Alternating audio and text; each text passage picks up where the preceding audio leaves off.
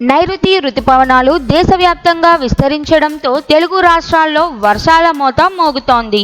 తాజాగా వాతావరణ శాఖ కీలక హెచ్చరికలు జారీ చేసింది.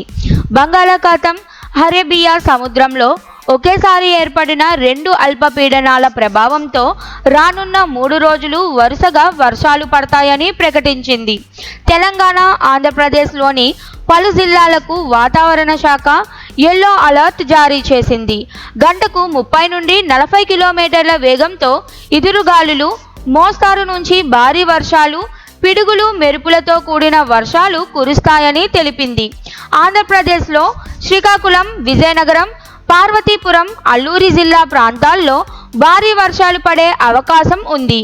మిగిలిన జిల్లాల్లో తేలికపాటి నుంచి చెదురుమదురు వర్షాలు కురిసే సూచనలు ఉన్నాయి. తెలంగాణలో అయితే చాలా జిల్లాల్లో వర్షాల ముప్పు ఉంది. ముఖ్యంగా మంచిర్యాల, నిజామాబాద్, భూపాలపల్లి, వరంగల్, భద్రాద్రి సహా అనేక జిల్లాల్లో వర్ష సూచనలతో యెల్లో అలర్ట్ కొనసాగుతోంది. రానున్న 3 రోజులు బయటకు వెళ్లేవారు జాగ్రత్తగా ఉండండి.